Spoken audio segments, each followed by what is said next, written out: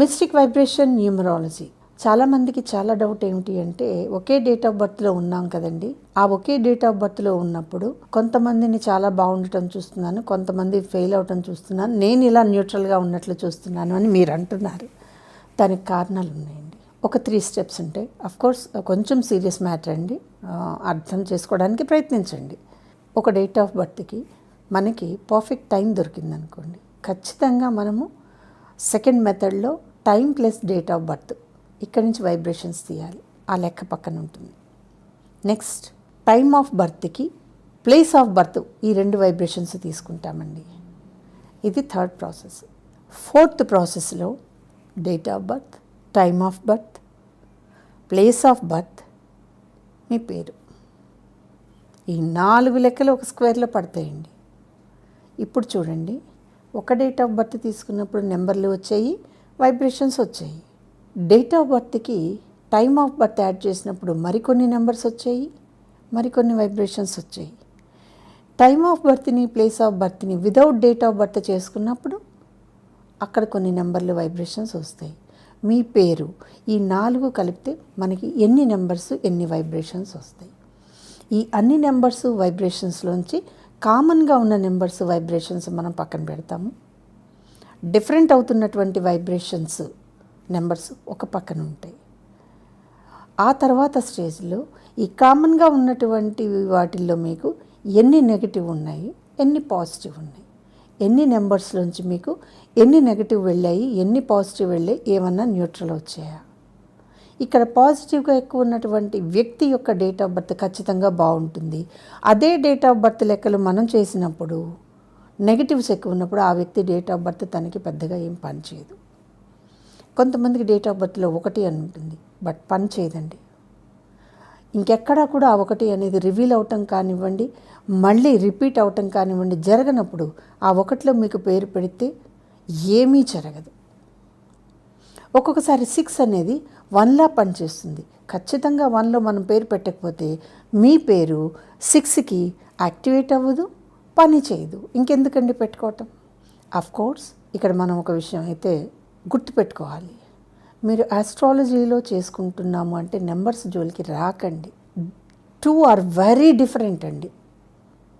ఆస్ట్రాలజీలో part numerology కానే కాదు. Numerology itself a big part అండి. అసలు న్యూమరాలజీలో గ్రహాలు లేవు, రాసులు లేవు, నక్షత్రాలు లేవు అన్నప్పుడు how astrology comes in to numerology అండి. మిక్స్ చేయటం మనిషిగా మీ పనేమో నాకు తెలీదు. బట్ ఎప్పుడైనా న్యూమరాలజీలో మీరు కేవలం నెంబర్లు, వైబ్రేషన్స్ ఇవన్నీ వేసుకున్నప్పుడు where is a chance for planets చెప్పండి. ఎప్పుడైతే మీకు ప్లానెట్స్కి ఇందులో మనము సోర్స్ కానీ స్కోప్ కానీ ఇవ్వలేదో, ఇక్కడ ఈ రూల్ ఎలా అప్లై అవుతుందండి. రవికి శుక్రుడు శత్రువు, హౌ? శుక్రులు కొట్టుకుంటారా ఇక్కడ? అసలు గురువు శుక్రులు అనేది మనం ఇక్కడ చెప్పట్లేదండి. చెప్పనప్పుడు మీకు న్యూమరాలజీలో లాట్ ఆఫ్ స్కోప్ ఉందండి. నెంబర్స్ ఎవ్రీథింగ్ తీసుకురావచ్చు మీరు. నెంబర్స్తోనే మీకు ఏ నెంబర్లు పడవు అని తెలుస్తుంది. మరి గురు శుక్రుల కాంబినేషన్ మహారాజు యోగాన్ని ఇస్తుంది అంటే మీరు గురు శుక్రుల నెంబర్లో పేరు పెట్టుకుంటారా లేదా? ఆస్ట్రాలజీ ప్రకారం మీరు పేరు పెట్టుకోలేకపోతే ఆ గురు శుక్రుల కాంబినేషన్ మీకు వృధా, నీచభంగం అవుతుంది. అది రాజయోగం భంగం అయిపోతుంది. మరి ఇంత చిన్న విషయాన్ని మీరు ఎలా మిస్ అవుతున్నారు? సో కలపొద్దండి. Astrology itself a big ocean. దాంట్లో చాలా ఉంది. అసలు దానిలో దిగి అడుగులు వేసి ఈత కొట్టడానికి 50 ఏళ్ళు పడుతుంది. And the same length numerology అండి.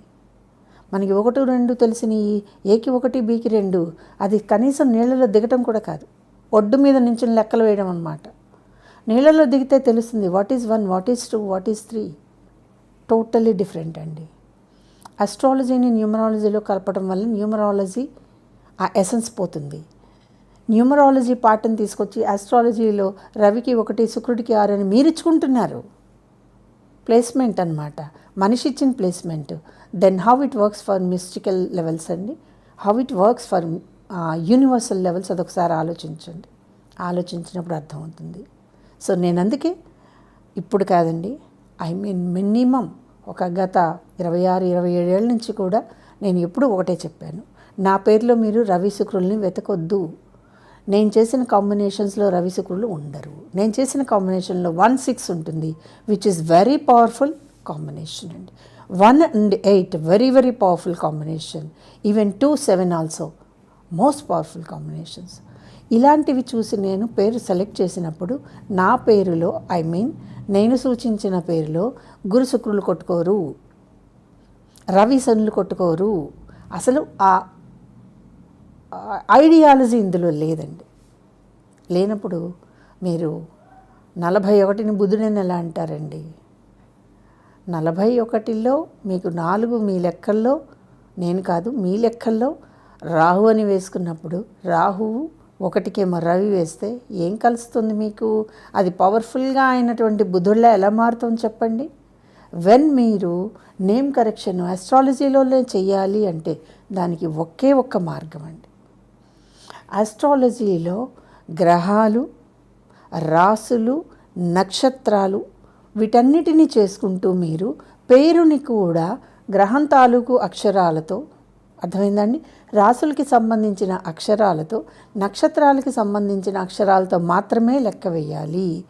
అలా అన్నప్పుడు వీటికి ఏకి 1 బికి 2 రూల్ అప్లై కాదండి.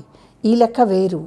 అది సాంస్క్రిట్లో కానివ్వండి, తెలుగులో కానివ్వండి ఉంటుంది. సో ఆస్ట్రాలజీలో నేమ్ కరెక్షను అని కావాలనుకున్న వాళ్ళు ఇలాగే చెయ్యాలి. బట్ దీన్ని చేయటం చేతకాక, తెలియక, ఆ నేర్పు లేక తీసుకువచ్చి న్యూమరాలజీలో ఉన్న ఏకి 1 బికి 2 ఇక్కడ పెట్టారనమాట. మీరు న్యూమరాలజీని వాడుకుంటున్నారా? న్యూమరాలజీ ఆస్ట్రాలజీని ఎప్పుడైనా టచ్ చేస్తుందా అంటే టచ్ చేయదు.